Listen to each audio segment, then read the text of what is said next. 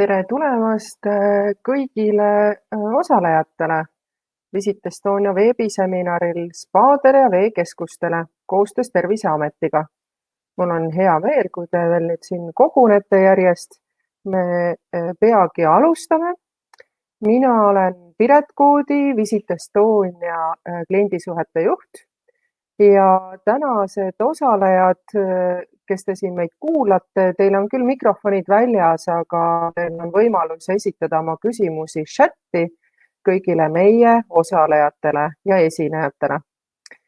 Kui on kellelgi ühendusega probleeme, siis ekraani üleval on nupp Reconnect ja see peaks selle ühenduse siis uuesti taastama. Meie tänast seminari salvestatakse ja ka kõik esitlused on pärast kättesaadavad meie veebilehel, mis on ka praegult siia chati üles pandud, aga mis ka saadame teile kindlasti meili teel pärast. Aga mis meil siis täna siin toimub? Täna on mul on hea meel tervitada, et meil on täna Terviseameti keskkonnatervise osakonna spetsialistid Olga Kurjanova ja Lembi Tiks. Olga teeb meile esitluse just nõuetest, mis on spaadele, veekeskustele, et me vaatame üle need soovitused, kuidas külalisi vastu võtta ja leidmaks siis nendest soovitustest kõige paremad lahendused.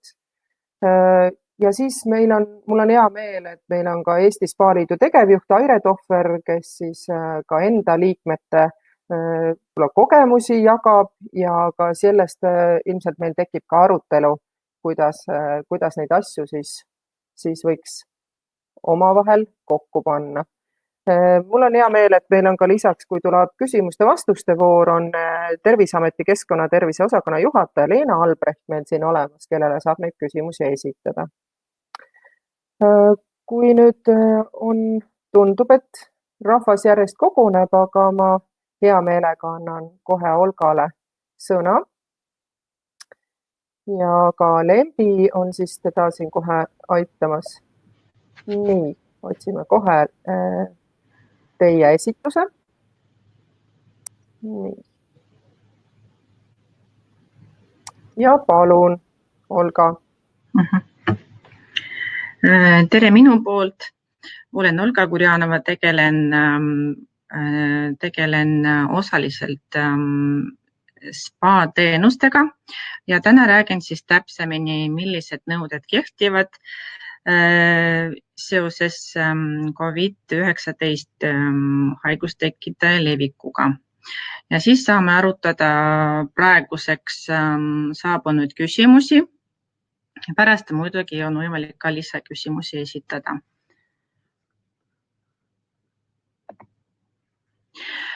Kõigepealt küsitakse meilt, et millised nõuded kehtivad praegu. Kindlasti peame antud juhul rääkima nii tavanõuetest, mis on olnud ka tavaolukorras meil kogu aeg, ehk siis nõuded ujulatele, basseinidele ja veekeskustele. Link on slaidi peal olemas. Täiesti on võimalik seda internetist leida ja lugeda, tutvuda nende kehtivate nõuetega. Need on üldised nõuded, ehk siis hügieen, ruumide puhtus, materjalidele ja pindadele esitatavad nõuded, ventilatsioon. Lisaks sellele, kui spa või veekeskuses pakutakse toitlustusteenust, siis kindlasti ei tohi unustada ka toiduseaduse poole pealt kehtestatud nõuetest. Ning paljud veekeskused ja spaad pakuvad iluteenuseid. Iluteenuseid reguleerib sotsiaalministri määrus number 86 ja selle link on ka slaidi peal olemas. Kohe kommenteerin paar küsimust, mis on praegu saabunud just seoses iluteenustega. Kuna iluteenuste osutamine oli lubatud ka eriolukorra ajal, siis me peaksime lihtsalt rõhutama seda, et iluteenuste puhul on väga oluline hügieenitingimuste tagamine.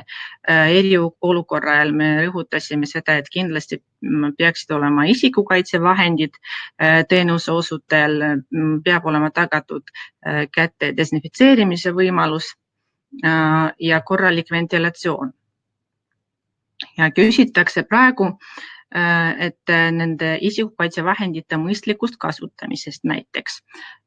Kindlasti selle küsimuse puhul peame arvestama teenuse iseloomu.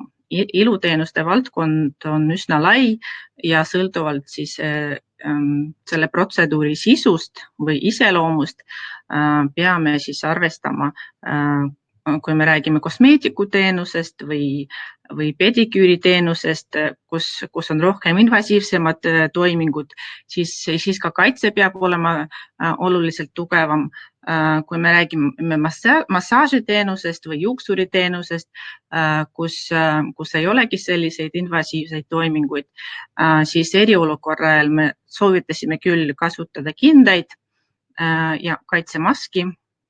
Praeguses olukorras, kus me oleme, tegelikult meil haigustumismäär ei ole nii kõrge enam. Me võime rääkida jälle tavaolukorrast ja selles kontekstis ka massaažiteenuse puhul kaitsekinnaste kasutamine ei ole enam nii nõutav või nii soovituslik, aga siiski selle puhul me võiksime rõhutada seda, et massöör võiks oma kliendiga antud küsimust eelnevalt nagu arutada, kuidas klient ise soovib. Kas ta eeldab, et teenusepakkuja kasutab kaitsekindaid või mitte. Et see on selline pigem kokkuleppe küsimus.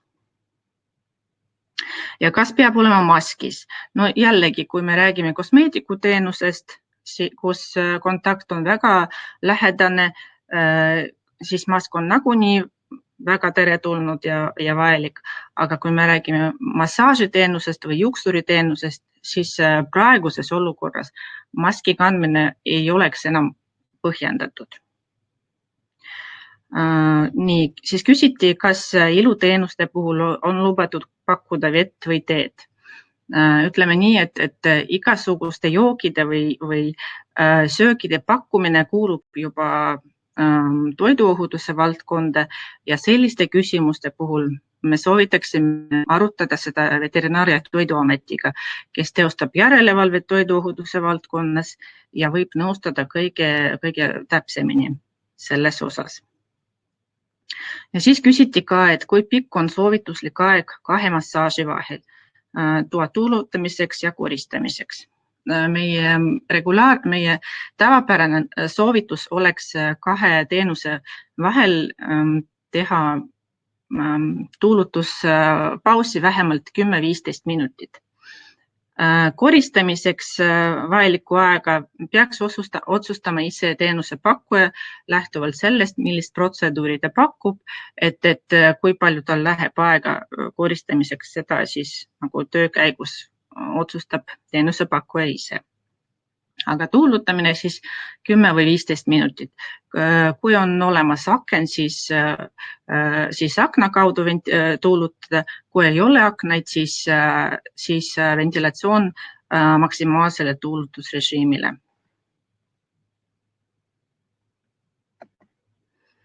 Nii, kindlasti lisaks tavapärastele nõuetele, hügieeninõuetele, mis on olnud meil juba aastaid kehtinud.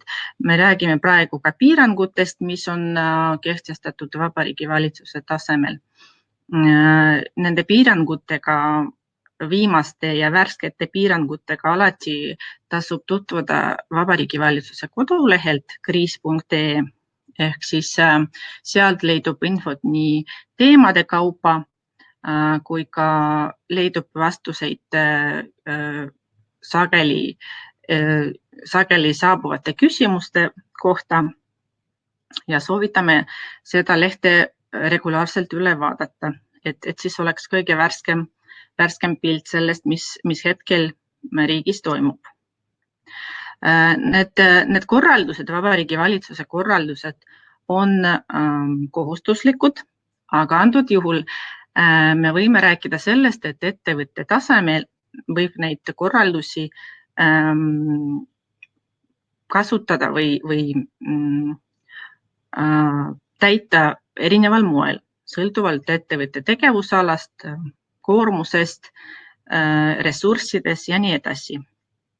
Et praegu täna ongi selline hea päev, kus sektori esindajad võivadki täpsemini rääkida oma kogemustest ja jagada parimaid praktikaid. Kindlasti piirangutest rääkides me peame rõhutama seda, et täna, kui meil on 29. juuni, me räägime ainult täna kehtivatest nõuetest või piirangutest. Kõik te teate, kui kiiresti see olukord võib tegelikult muutuda, et kui haigestumusmäär jälle hakkab kasvama, et siis võib-olla nädala pärast või kuu pärast me enam ei räägi nendest piirangutest, mis kehtivad praegu. Ja kui me mõtleme nüüd veekeskustele või spaadele, et millised nõuded siis kehtivad praegu nendele, millised piirangud, siis alates 1. juunist on jälle lubatud veekeskustes, spaades ja saunades pakkuda teenuseid, kuid seejuures teenusepakkuja peab tagama, et järgitakse hajutamisnõued, maksimaalselt 50% täitumise nõued ja desinfitseerimisnõudeid. Ma tean, et paljude teenuseosutajate juures on olnud see küsimus väga oluline, et kuidas see 2+2 reegel peaks olema täidetud. Õnneks praeguseks see reegel enam ei kehti ja me räägime ainult hajutamisnõudest, mis tähendab, et ikkagi soovituslik on tagada need 2 meetrit, mis meil on olnud ka varem distantsinõue, aga see ei ole enam nii range ja siis võimalusel soovitatakse tagada 2+2, aga kui see ei ole võimalik, siis kõige olulisem oleks vähendada kontakti ja tagada distantsi.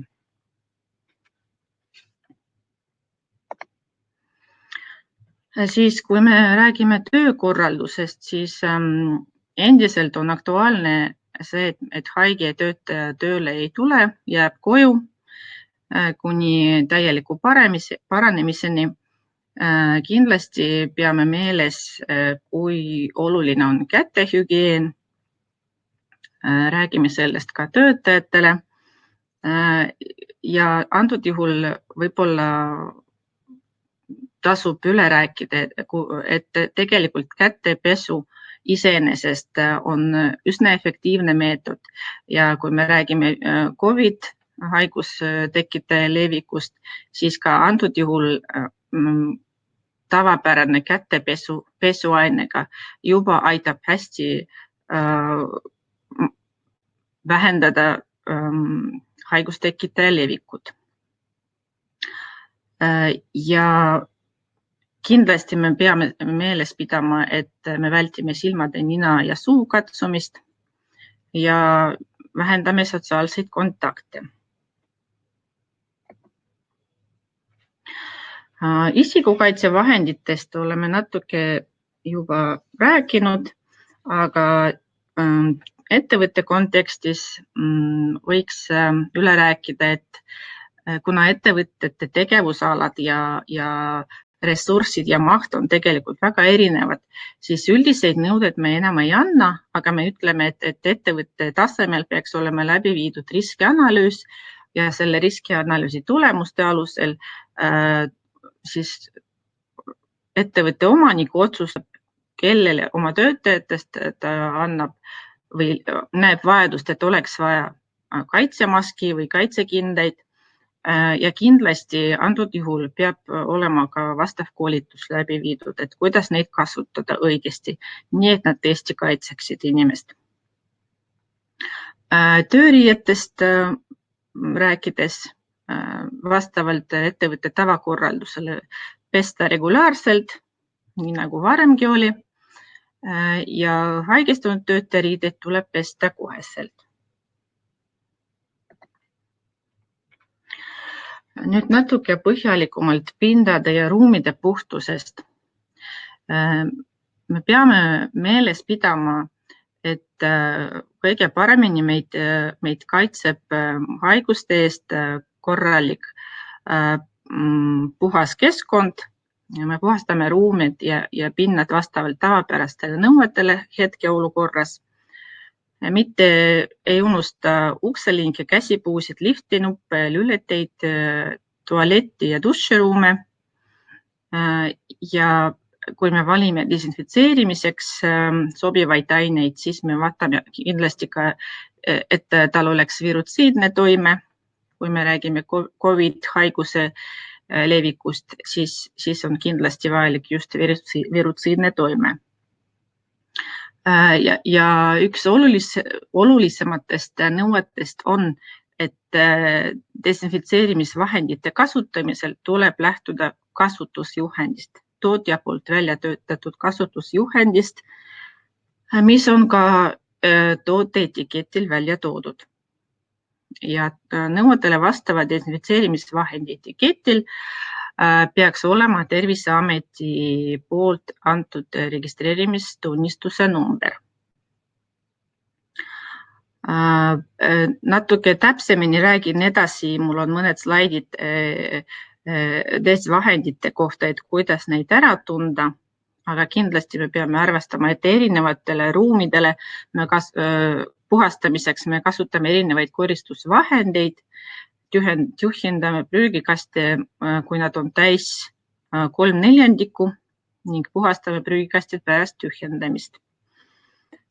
Nii, ja kommenteeriks ka siinjuures mõned küsimused saunade, aurusaunade, madaltemperatuuri saunade puhtuse kohta.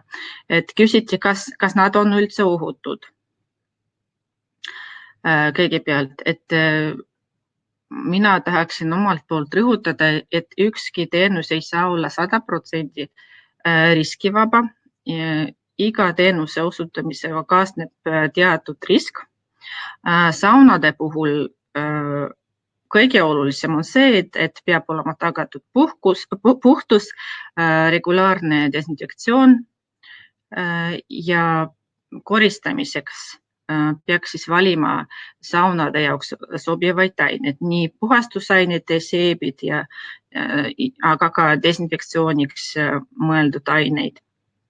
Ehk siis etiketi pealt peab vaatama, millised ained sobivad sauna materjalidele ja saunaruumidele. Kindlasti, mis on oluline, need aurusaund ja teised madala temperatuuriga saunad, mis olid eriolukorral keelatud just sellepärast, et COVID-19 haigustekitaja ei hävine selle temperatuuri puhul, et selle haigustekitaja puhul see minimaalne temperatuur peaks olema 60 kraadi ja kui madal temperatuuriga sauna seda ei taga, siis ka nende puhul riskid on kõrgemad. Aga praegusel juhul, kui me räägime hetkeolukorrast, kus meil ei ole enam sellist viiruse levikut nii kõrgel tasemel, et aurusaunade ja teiste madala temperatuuriga saunade riskitasemed on samal tasemel, nagu on olnud ka tavaolukorras. Et lihtsalt me peame tagama hügieeni, tagama puhtuse ja regulaarselt koristama.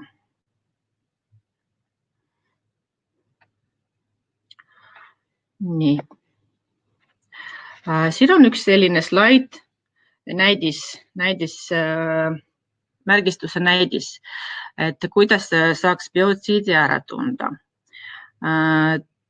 Hästi võib-olla tavainimesele hästi keeruline iseenesest märgis, aga mis on oluline antud juhul, ma tahaksin rõhutada, et vasakult altpoolt nurgas võib-olla näete, et loanumber on selline eraldi välja toodud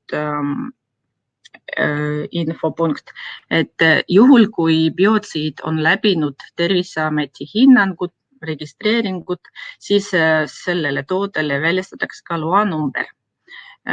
Ja toodete valikul peaks teenuse osutaja või teenuse pakkuja kindlasti vaatama, kas antud biotsiid või antud desinfitseeriv aine on läbinud Terviseameti kontrolli.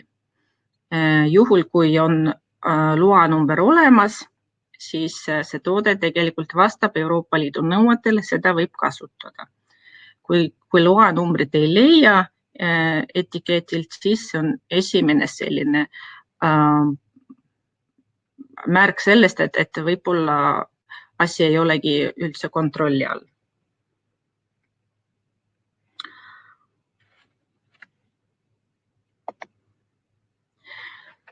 Siis biotsiididest edasi rääkides veekeskustele ja spaadele on hästi oluline, et millist tooteliiki nad peaksid kasutama.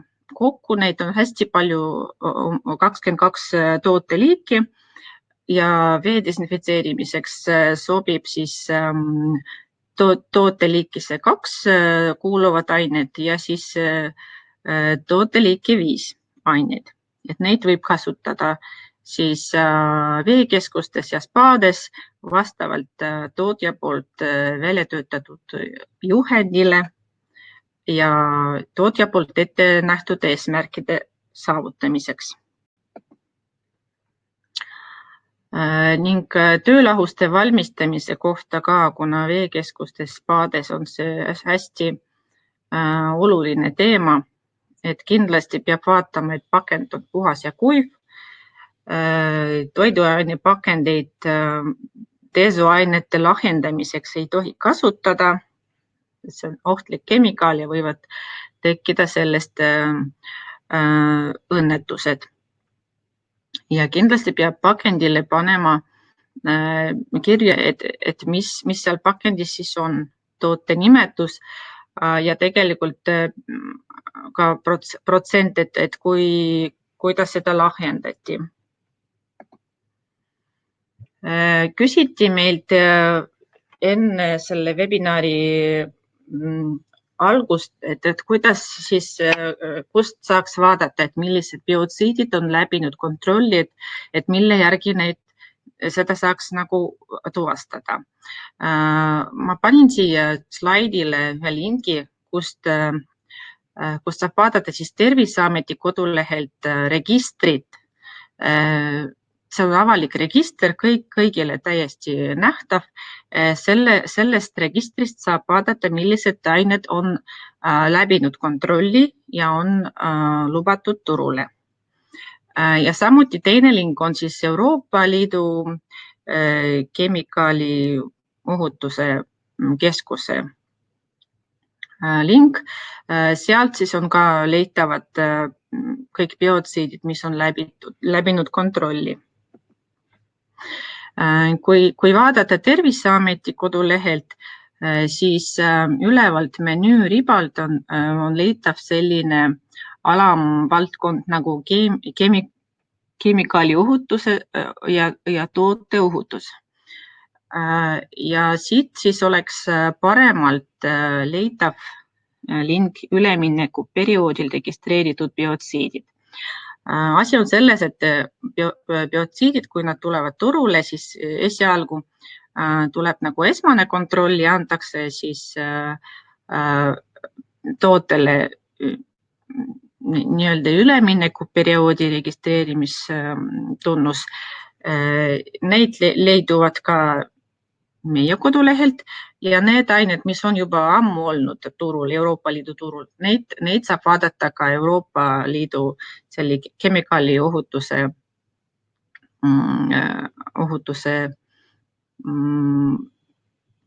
andmebaasist. Ehk praegu me räägime nendest ainetest, mis on läbinud Terviseameti kontrolli ja siit siis meie kodulehelt on leitav siis Exceli tabel üleminekuperioodil registreeritud biotsiidid. Kui sellele lingile vajutada, siis avaneb Exceli tabel ja siit siis on leitavad igasugused ained. Võib otsida tavaotsinguga kas toote nimetuse järgi või siis tootja järgi või siis tooteliiki järgi, nagu me varem mainisime, et veekeskustele sobivad siis tooteliik 2 ja 5. Ehk selle järgi võib vaadata, kas see toode on registreeritud Terviseametis ja kas seda võib kasutada teenuse osutamisel.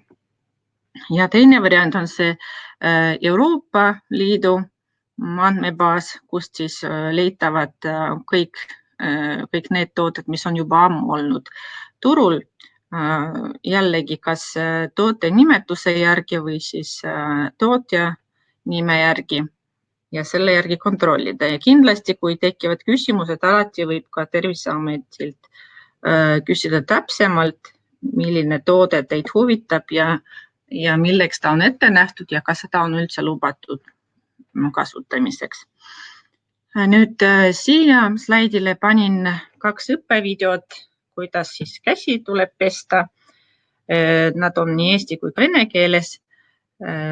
Võib näidata personalile, kes nagu peaks tundma neid reegleid. Ja juhul, kui veekeskuses või spa-keskuses pakutakse toitu, siis kindlasti me ei tohi unustada ka toiduohutust. Praegu me räägime sellest, et tuleb järgida tavapäraseid toidukäitlemise nõudeid, mis on oluline praeguseks, on hügieeni, desoainete kättesaadavus ja siis hajutamisnõude täitmine. Olid mõned küsimused reisisoovituste kohta. Reisisoovituste kohta kõik andmed asuvad Välisministeeriumi kodulehelt. Panin siia ka linki juurde, et kes tunneb huvi, võib sealt lugeda. See info uuendatakse reedeti. Igal reedel pannakse siis värskem ülevaade sellest, kuhu riiki võib minna ja millistel tingimustel, et kes nagu tunneb, et vajab sellist infot, võib sealt seda vaadata. Ja reisisoovituste puhul oli ka tegelikult veekeskustel ja spaadel üks suur mure, et kuhu peaks pöörduma juhul, kui kliendil avalduvad respiratoorsed sümptomid või siis või selgub, et ta ongi haigestunud COVID-19 haigusesse. Et oleme antud küsimus tõstatanud ka majasiseselt ja oleme arutanud meie epidemioloogidega, kuidas siis anda selliseid üldisemaid juhiseid ettevõtetele, et kuidas võiks tegutseda. Kuna tegelikult olukorra lahendamine sõltub väga palju üksikasjadest ja detailidest, et praegu üldised soovitused oleksid sellised, et kui inimene on kohalik ehk siis Eesti inimene, kellel on perearst ja ta tunneb ennast halvasti või siis tal avalduvad need samad sümptomid, millest me kogu aeg räägime, et ta peaks pöörduma kõigepealt perearsti poole ja perearst siis otsustab, kas on vaja saata inimest testile või ei ole vaja testile saata. Kui inimene on nagu välismaalane, tuli Eestisse külla, et tal ei ole perearsti, siis tuleb teda suunata perearsti nõuandeliinile, kust ta saab siis kõige põhjalikuma info selle kohta, mida peab tegema. Ja juhul, kui tal avalduvad need samad sümptomid ja selgubki, et kliendil on COVID-haigus, siis kindlasti see info jõuab ka Terviseametisse ja Terviseameti inspektor võtab ettevõttega ühendust ise. Ehk siis nii spa-keskused kui ka majutusasutused, kes siis pakuvad klientidele majutusteenuseid, juhul kui ettevõtte siseselt nagu avastatakse, et kliendil on COVID-19 haigus, siis kogu see edaspidine tegevus peaks käima inspektori juhiste järgi. Inspektor algatab epidemioloogilist uurimist, antud juhul selgitab välja kontaktseid inimesi ja siis annab edaspidiseid soovitusi nii asutusele kui ka haigestunud isikule kui ka personalile. Ehk siis selliseid üldiseid nõudeid me väga ei anna, sest kõik on väga individuaalne ja spetsiifiline, aga põhiline asi, et inimene, kellel on respiratoorsed sümptomid, peaks jõudma perearsti poole või siis nõuandeliinile. Ma praegu panen slaidi koos siis põhiliste sõnumitega. Nõuandeliin on siis 1220, töötab ööpäevaringselt. Inimene peaks võtma ühendust perearstiga, kes vastab selle liini kaudu ja peaks tegutsema vastavalt sellele, mida talle öeldakse. Ja samuti ettevõte, kellega võetakse ühendust, Terviseameti inspektor võtab ühendust spa-keskusega, veekeskusega, majutusasutusega ja siis kogu edaspidine tegevus peaks käima inspektori juhiste järgi. Ja oli palutud ka infot selle kohta, kust on leitav kogu info juhistega, trükistega, korduma kippuvate küsimustega. Kogu info on meil kodulehel eraldi rubriigi all ja link on siin slaidi peal olemas. Et kui keegi tunneb, et vajab rohkem infot, meil on hästi palju informatsiooni haiguse COVID-19 kohta ja viiruse kohta, kuidas ta levib, millised isolatsiooninõuded kehtivad vajadusel, millised on siis rubriigide kaudu, millised on käitumisjuhised. Nii et kes tunneb vajadust tutvuda nendega, palun vaadake meie kodulehelt. Me uuendame seda regulaarselt, nii üldiseid nõudeid kui ka spetsiifiliseid nagu sektorite jaoks eraldi välja töötatud juhiseid.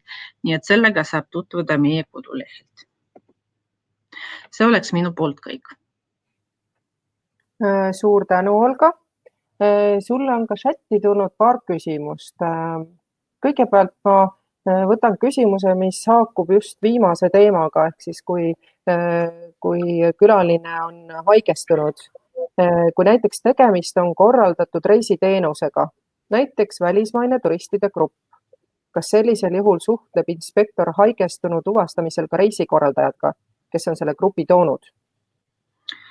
Ma arvan, et ta peaks suhtlema kõikidega, kes on sellega kokku puutunud. See on väga selline spetsiifiline küsimus, et võib-olla kui on väga vaja, me võime eraldi seda arutada epidemioloogidega, kellega nad siis kontakteeruvad ja kellega võtavad ühendust. Aga kõik, kes on selle konkreetse isikuga kontakteerunud ja kokku puutunud, et nendega inspektor võtab tavaliselt ühendust ja küsitleb. Aitäh. Ja teine küsimus, kui oli eelnevalt esitluse alguse poole, oli juttu sellest 50% nõudest, et kui palju inimesi võiks ühes ruumis olla. Küsimus on, et kui pikaks ajaks jääb püsima 50% nõue, et tulevikku silmas pidades on oluline seda teada. Kas te oskate vastata sellele? See kõik sõltub hetkeolukorrast ja Vabariigi Valitsuse otsustest. Me kõik teame, et ka valitsus hindab regulaarselt olukorda ümber ja vaatab üle statistikat ja selle järgi meil kogu see protsess areneb edasi. Et me pigem praegu ei räägiks mingisugustest plaanidest või ei hakka prognoseerima midagi, sest see on üsna selline ebakindel. Parem mitte lubada. See kehtib hetkel, kaua see kehtima jääb, ei oska hetkel öelda.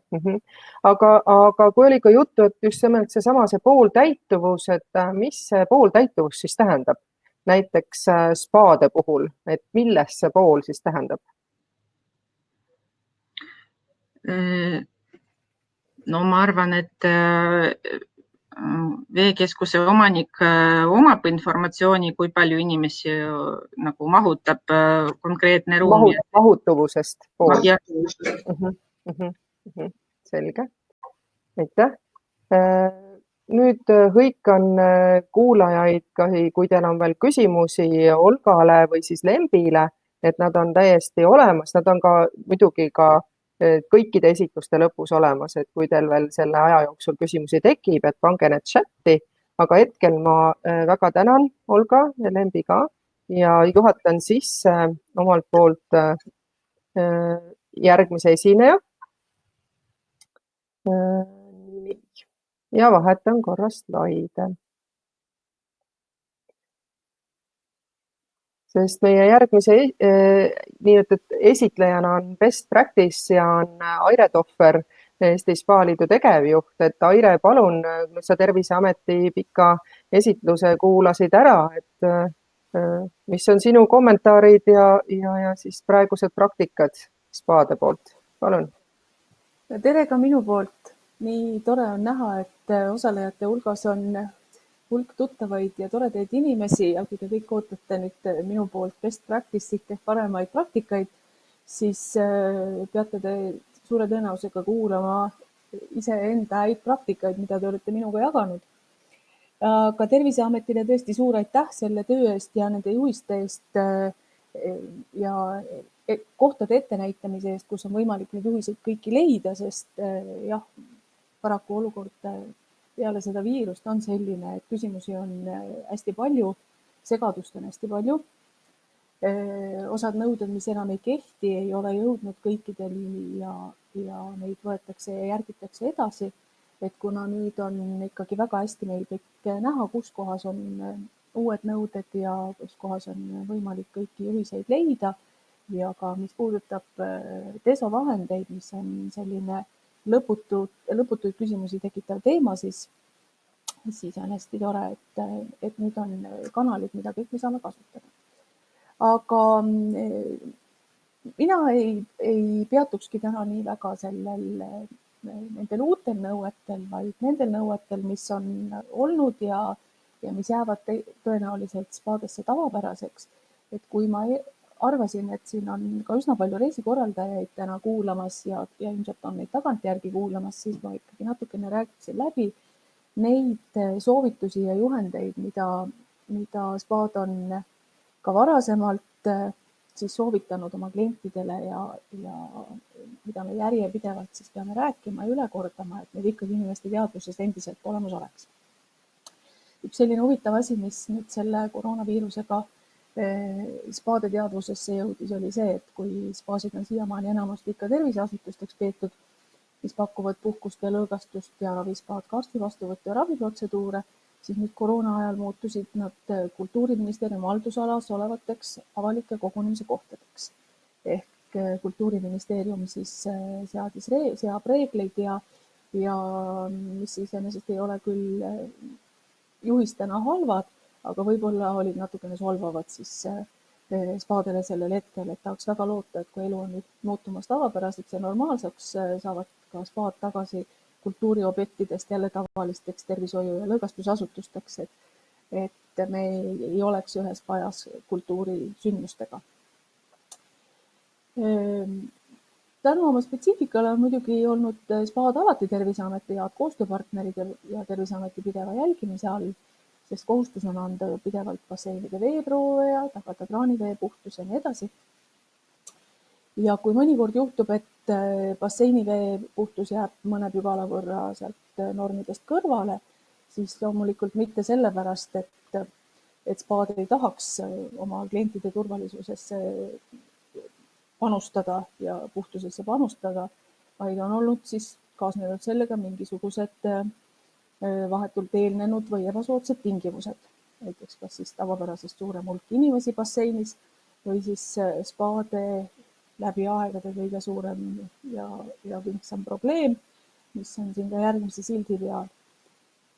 Et see pesemine ei ole selline, nagu ta võiks olla. Et kindel on see, et kui inimesed ennast pesevad enne basseinivette minekut, ei ole ka basseinivee puhtusega selliseid probleeme. Kui nüüd enamik kuuleb ja mõtleb, et miks ta seda juttu nüüd räägib, et see on ju elementaarne, siis kahjuks endiselt väga suure osa basseinikülastajate jaoks see täna normaalsus ei ole. Ja hoolimata erinevatest siltidest ja meeldetuletustest, mis hakkavad jälitama meid juba alates riietusruumist ja jätkuvad duširuumis ja ka enne veekeskusesse sisseastumist, siis neid silte ikka aeg-ajalt üsna ignoreeritakse. Sõltumata sellest, siis millised need sildid on, et kas nad on lihtsad mustvalged või on sinna tõmmatud punased tähelepanusildid juurde või on nad lõbusad või kurvad või on nad koosnevad siis erinevatest piktogrammidest või lausa ähvardustest. Et neid silte on igasuguseid ja kahjuks ei ole teada, millised paremini töötavad, aga nad jäävad ilmselt meie ellu väga paljudeks aegadeks. Ja peavadki seal olema, sest muidu seda basseini vee puhtuse probleem jääbki meie tavaellu üsna pikaks ajaks. Soomlased kipuvad kurtma, et eestlased ei pese ennast, eestlased kurdavad, et soomlased ei pese ennast. Ilmselt kahjuks on see statistika ühesugune erinevate rahvuste ja erinevate inimgruppide puhul. Aga kui me nüüd oleme koroona ajal oma kätepesemise üsna hästi selge saanud, siis ja loodetavasti jääb see normiks ka edaspidiseks ja ei lähe üsna varsti meil meelest ära, et me neid käsi edasi peseksime, siis tahaks väga loota, et selleks ei ole tarvis ühtegi viirust ega ühtegi mingit muud juhtumit, et duši all pesemine tavapäraseks ja normiks saaks. Veekeskustes on kasutusel ka käiguteedel käte desinfitseerimiseks desoainepudeleid, aga praktika on näidanud, et veekeskustes neid ikkagi seda kätepesemist dubleerivalt enamasti ikkagi ei kasutata. Ja selle enda pesemise juurde veel üks selline tore pilt, et 1947. aastal juba on avaldatud esimest korda eesti keeles Kornei Tšukovski poolt kirjutatud eesti keelde tõlgitud raamat Pese ennast saba, see on lõbusates värssides raamat poisist, kes ei tahtnud ennast pesta. Et tuleb välja, et ka rohkem kui 70 aastat tagasi oli see sama probleem üsna aktuaalne ja ilmselt jääb meie ellu veel järgmiseks 70 aastaks ka, aga kui kellelegi võib-olla tundub, et tema nõue või üleskutse seal basseiniruumi seina peal ei ole tõhus, siis võib-olla leiate sellest raamatust mõne sihukese lõbusa vemmalvärsi, et seda seal edaspidi oma siltide peal kasutada. Et selline lõbus lugemine, kui närv mustaks läheb, võtke ette. Üks järgmine soovitus, mis on igas paas tavaline, on see, et põrand on libe, märgid on väljas, ettevaatust, libe põrand ja lätude ja jalanõude kasutamine võiks samamoodi olla veekeskustes norm, eriti lastel. Õnneks üsna palju kasutatakse küll ka, aga mitte liiga palju siiski. Ja kui satub juhtuma õnnetus või vigastus, siis enamasti süüdistatakse selles spaasid, valede materjalide kasutamises ja ohutusnõuete mitte täitmises. Et kindlasti ei ole ühegi spaaettevõtte huvi oma kliente vigastada ja selleks mingisuguseid tingimusi luua. Et tuleb järgida ikkagi vanasõna, et ettevaatus on tarkuse ema ja selleks need sildid väljas ja loodetavasti siis kliendid ka sellele ikkagi rohkem tähelepanu pööravad, eriti lapsed. Siis üks selline nõue, mida tavaliselt just sildistatud ei ole, aga mida endiselt peab pidevalt meelde tuletama, on see, et ärge jätke oma lapsi järelvalvata. Alaealisi enamasti ilma täiskasvanuteta spaadesse ei lubata. Ja kui lubatakse mingist vanusest alates, siis need vanusepiirangud erinevates majades on erinevad. Seda tasub siis saati jälgida ja tähele panna enne spaakülastust. Ja samamoodi on lastegruppide puhul täiskasvanud saatjate arv erinev. Need on tavaliselt siis iga ettevõtte erinevalt kehtestanud. Kuid üks, mis kindel on see, et kui täiskasvanud on lastega kaasas, siis nad peavad nende laste eest ka vastutama. Et lapsed ei muutu spaadesse jõudes spaadelasteks, vaid ikka meie oma lasteks. Sagedased on juhtumid, kus vanemad istuvad saunas, lapsed on oma peal vees ja siis vajadusel võtavad appi teised täiskasvanud külastajad. Et see on üks selline reegel või selline tähelepanek, mida jälle tuleb pidevalt meelde tuletada, et kas siis siltide ja nõuetega või kuidagi teistmoodi. Alati ei ole spaades vetel päästet ja kui see ka on, siis ta kindlasti kõikideni ei pruugi jõuda. lastega seonduvalt on veel enamasti väljas juhised ära hüppa vette või vette hüpped keelatud. Samamoodi on, eks need juhised samamoodi on mõeldud rohkem nendele saatvatele täiskasvanutele, et hoidke oma lastel silma peal, sest ühelgi lapsel veekeskusesse jõudes ei ole aega hakata neid silte nii hoolikalt lugema, vaid selleks on täiskasvanud, kes neid asju meelde tuletavad, mis olulised ikkagi on. Siis on üks selline uus nähtus tekkinud viimastel aastatel, et mille nimi on vedelevad käterätikud põrandal. Käterätikud tuleks viia tagasi sinna või panna sinna selleks ette nähtud kohta, mis on tavaliselt siis mõeldud ja sildistatud, või viia tagasi sinna, kus ta on võetud. See puudutab nüüd eriti käterätikuid, mis tulevad hotellitubadest kaasa. Et üldine normaalsus on see, et kui sa toast käterätiku võtad, sa selle sinna ka tagasi viid. Kas seda nüüd korrigeerida erinevate juhtnööride ja siltide ja viitadega või mitte, eks see on siis iga ettevõtte enda korraldada. Aga kahjuks jah, olukord täna on selline, et neid käterätikuid jäetakse ükskõik kuhu, nagidesse, duširuumidesse või visatakse põrandale.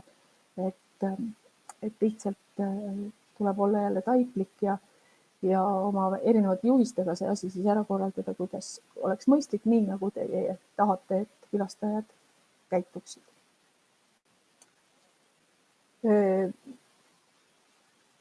Koroonakriisi eriolukord käterätikute osas tõi ka teatavad muudatused osadesse spaadesse, et kui veekeskustes anti käterätikud koha pealt, siis üsna paljud oma käterätikute hunnikud likvideerisid selleks ära ja panid lisarätikud tubadesse, kus need siis veekeskusesse saab kaasa võtta. Et seda sellist muutust või seda korda, kui seda on muudetud, tasub siis ennem uurida, et kuna see olukord on toonud kaasa teatavad muudatused siin käitumisjuhistesse või tegevusjuhistesse ettevõtete siseselt. Siis üks asi veel on, mis ei ole küll nii suur probleem, kui asi, millele tähelepanu ikkagi peaks pöörama, et kui sauna istumisalused on saunades olemas, siis nad on mõeldud ka kasutamiseks saunas istumisalusena. Seda siis nii külastajate kui ka ettevõtte või sauna enda hügieeni huvides. Ja miks see teema siin pildi peal on see, et aeg-ajalt ei kasutata nii seda, nagu vaja on, et tõmba üks jupp ja pane see istumise alla, vaid tõmmatakse meetreid.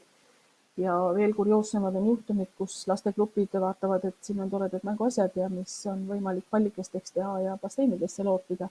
Et kuidas moodi seda reguleerida, jälle on vaja sellist toredat taiplikkust ja leidlikkust, aga see, et neid istumisaluseid päris palju nüüd spaades ka kasutusel on ja neid sihipäraselt kasutatakse, see on ainult tore. Ja siis viimane selline soovitus nii ettevõtetele kui ka külastajatele on see, et vaata enne külastust veebi, sest elementaarne on, et spaades on hoolduspäevad, seda vähemasti kui korra kuus ja külastaja ei pruugi teada, aga see info peaks olema nüüd kõikidel kodulehekülgedel ikkagi olemas ja kättesaadav. Et see ei tuleks saabumisel ebameeldiva üllatusena, et täna on veekeskus kinni ja unustasime sellest kliente teavitada ja selle info üles panna, et selliseid olukordi on aeg-ajalt juhtunud ja klient loomulikult on väga pahased ja seda põhjendatud. Aga kui see info on hästi olemas, siis on see külastaja nende tegemata töö, et ta ei ole ennast sellega kurssi viinud ja siis soovitus on, et see info võiks olla kergesti leitav ja kliendile ilusti aru saada. Ehk siis pika jutu kokkuvõte on nüüd selline, et meil on kohutavalt palju erinevaid enda kehtestatud nõudeid, lisaks nendele nõuetele, mis tuleb meile väljastpoolt ja oleme siis kõik leidlikud ja nobedad tulema kliendile vastu, et tal oleks võimalikult mugav ja tegema enda elu võimalikult lihtsaks sellega, et me oleme kõik asjad enne läbi mõelnud, kui klient meile majadesse jõuab. Et parimat praktikat minul teile kahjuks rääkida täna ei ole, aga ma arvan, et parimad praktikad on meie spaades täna väga paljudes kohtades ikka kasutusel ja olemas. Et ma siinkohal, kui tõmbaks otsad kokku. Suur tänu sulle, Aire, et see oli niisugune tõeline meeldetuletus, kuidas peaks spaas käituma ja kõiki neid nõudeid kasutama või neid nõudeid järgima. Aga tuli ka küsimus selle kohta, et kui just nimelt reisikorraldajad, kes korraldavad oma reise, siis tavaliselt külalised siiski eeldavad, et on sarnased nõuded on ka Eestis, mis on ka nagu nendel maal. Et kuidas oskad sa seda kommenteerida? Et ma tean, et Soomega vist oli siin teema, et just see bufeelaua osa ja et kas on mingisuguseid teenuseid, mida tegelikult spaad on valmis muutma vastavalt siis selle sihtriigi külalistele? No selliseid asju, mida spaad ei ole võimelised muutma või vajadusel ümber teha, tõenäoliselt ei ole olemas. Küsimus on pigem selles, kas need ümbertegemised on mõistlikud ja vajalikud. Et kui mõnes riigis on oma riigi siseselt kehtestatud reeglid, ei tähenda see seda, et need reeglid peavad kehtima teises riigis ja kõikidele teistele rahvustele ka. Ja teadaolevalt spaades ja veekeskustes praegu ühtegi sellist nõuet, mida teistes riikides või meie naaberriikides või selliseid käitumisjuhendeid, mis oleks teistsugused, ei ole teada. Meil Eestis on ikkagi või kõikides teistes riikides ka, et käitutakse oma riigi seaduste ja nõuete ja juhiste järgi ja seda on vaja lihtsalt kommunikeerida ka siis nendele reisikorraldajatele või nendele klientidele, kui see on teistsugune kui nendes riikides tavapäraselt. Et tõenäoliselt, kes te tavakülastajate naaberriikidega selliseid probleeme või arusaamatusi ei ole, küll aga on jah, täiesti uus nähtus meie veekeskustes mosleminaised, nende riietus ja selle riigi ja need kombestik ja tavad, mis võib-olla ei ole tavakülastajate jaoks arusaadavad ja veel üheselt mõistetavad, aga see on täiesti teine teema ja see võib-olla ei puuduta nüüd selliseid juhiseid ja käitumisi, vaid seda, kuidas ettevõtted ikkagi oma majas on selle kommunikatsiooni siis edastanud. Aitäh. Ma korraga küsin, sa ka kuulasid Terviseameti esitust, et kas oli mingeid selliseid asju, mis sul endal tekkisid küsimused? Et sellisel juhul ma hea meelega paluksin Terviseameti inimesed ka meiega veel liituma, et äkki on mingeid selliseid asju, sest praegu chati on tulnud pigem kommentaar, et Airele, et sa võiksid seesama esitlus, mis oli, võikski artiklina ilmuda, sellepärast, et see on nagu väga hea ja hariv ja just nimelt nagu külaliste vaatenurgast, kes siis spaasid ja veekeskuseid külastavad. Aga kas on mingid teemasid, mis tundus, et jäi veel õhku rippuma, aga võiks täna veel siit läbi arutada, et ka teised sellest oma parima teadmise saaks? Minu jaoks küsimusi õhku rippuma jäänud, aga võib-olla on üks asi, mille peaks veel üle rääkima, et see Terviseameti viimane soovitus spaadele ja veekeskustele, kus on kirjas see, et erinevad vahendid veekeskustes nagu tuubid, nuudlid, pallid, rõngad peab desinfitseerima peale iga kasutuskorda. Et mis see desinfitseerimine siis sellisel puhul nende atribuutidele, mida kasutatakse kloorivees, et kas neid peab piiritusega loputama peale igat kasutuskorda. Et see on selline teema, mis on meil käinud siin oma spajuhtidega päris mitu korda läbi, et võib-olla see üle rääkida veel, et kui palju peaks siis ikkagi kloorivees kasutatavaid asju desinfitseerima ja mis see basseini veele teeb. Palun, Terviseamet, andke märku, kes soovib vastata. Et Lembi Tikson siin lisab kommentaari, et see desinfitseerimine oli seotud selle eriolukorraga, et praegusel hetkel, et just need tunnelid ja kõik need liutorud ja kõik ikkagi tuleb lähtuda sellest, kuidas tavaolukorras oli siis puhastamine organiseeritud ja nende korras hoidmine. Et see oli ikkagi seotud selle eriolukorraga. Aga et see juhis on praegu kehtivas selles soovitustes ka sees, et see võib-olla peaks Terviseamet selle üle vaatama ja võib-olla mingi parema selgituse sinna juurde panema, et see sinna sisse sellisel kujul ei jääks, et klient tuleb ja ütleb, et ma nägin, et peale eelmise kliendi torust alla tulekut seda tuubi ei desinfitseeritud. Et see on plaanis ka see üle vaadata. Selge, aitäh. Ka meie kuulajatele üleskutse veel, kas on veel küsimusi, millele te soovite vastuseid, et see on praegult võimalus siin inimeste käest küsida ja nad on ka kohe valmis vastama. Hetkel ilmselt on väga paljud küsimused juba vastused saanud teie esitlustest. Kas on mingi asi, kui te nüüd ütlete, et eriolukorra ajal olid sellised reeglid ja nüüd enam nagu osad reeglid veel kehtivad? Ma saan aru, et Terviseameti kodulehel täiendatakse seda infot, aga kui nüüd niimoodi kokku võtta, et tegelikult me oleme ju Eestis suht normaalsusesse tagasi läinud.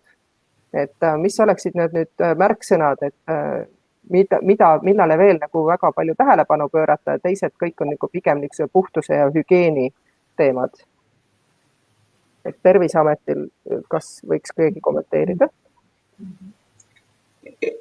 No, peamine küsimus ja peamine reegel, et inimesed peavad olema terved basseinid spaad külastama. See on esimene ja kõige tähtsam. Kui inimesed on terved, siis riski praktiliselt ei ole. Kui inimene jääb haigeks, ta peab püsima kodus. Mitte ainult klientid, vaid ka personal. See on väga oluline. Et terved töötajad oleksid tööl. Mis veel? Mis oli see ilmselt see 50% nõue on hetkel? 50% ja üldine puhtus. Ja nagu Aire... Täna me siin ei maininud, aga põhimõtteliselt Terviseametil kodulehel on olemas info, kõik andmed vee kvaliteedi kohta, ujuva vee kvaliteedi kohta on kättesaadavad Terviseameti kodulehel. Seda aeg-ajalt küsitakse ajakirjanikud või kliendid, kus saab vaadata. Terviseameti kodulehel on, kui basseinis on tehtud analüüs ja basseini omanik edastab Terviseametile info, siis meil on kõige värskemad andmed basseini vee kvaliteedi kohta olemas. Ja võib-olla siin veel üks tähelepanek veel, et praegu hetkel teada olevate andmete järgi COVID-i viirus, ta ei levi basseini vee kaudu, sest basseini vesi on klooritud ja seal on piisavalt suur kloorikontsentratsioon selleks, et see basseini vee kaudu see viirus ei levi. Sellepärast, et seal on basseini vee kaudu haigestuda, see on risk praktiliselt vähe tõenäoline. Ma ei oska öelda, võib-olla veel midagi. Nii et kokkuvõtlikult, kui ujuma minna, siis basseinidesse, siis peaks sealt viirust ei saa. Ja kui enne ujumist käid pesus ära ja peale ujumist samamoodi, siis peaks kõik nagu korras olema ja kui sa oled tervena tuled. Ja võib-olla ikkagi välistada selliseid tihe kontakte. Aga kas on veel kommentaare, küsimusi, sest chati neid ei ole tulnud? Vaata, Piret, on chatis üks küsimus, mis on ilmselt jäi tähelepanuta. Terviseameti juhendites on selles viimases kehtivas soovituses on see, et nõutakse kliendi teavitusi 3 keeles. Ja ühe spa-juhi küsimus oli, et milline on 3. keel eesti ja inglise keele kõrval, kas soome keel või vene keel. Nõue on, et klienti teavitatakse 3 keeles. Sel juhul ikkagi tuleks nüüd spa või veekeskuse omanikul ise otsustada oma külastajate, kasutajate, teades oma külastajaid ja kasutajaid, et see on ainult nagu spa enda valik, kuidas ta infot saab edastada kõige paremini, et tundes oma kliente. Ehk siis kui on venekeelseid kliente rohkem, siis pigem see 3. keel on vene ja kui on soomekeelseid, siis võiks olla soome keel. Selge. Aitäh, Aire, sellele tähelepanu pööramast. Sest jah, ma vaatasin Terviseameti enda, see teavitus oli 3 keeles, eesti, inglise ja vene. Just. Aga sellisel juhul küsimusi lisandunud ei ole. Et sellisel juhul ma ilmselt võtan selle tänase päeva kokku ja tänan väga Terviseametit, tänan väga Eesti Spa-liitu, et te olite nõus tulema siin seda asja arutama koos meiega ja loodan, et see toob ka rohkem nüüd külalisi ja külastajaid nii spaadesse kui ka veekeskustesse. Suur tänu kõigile ja head päeva jätku. Aitäh, head aega. Aitäh teile, kohkume spaas. Aitäh, head aega. Head aega.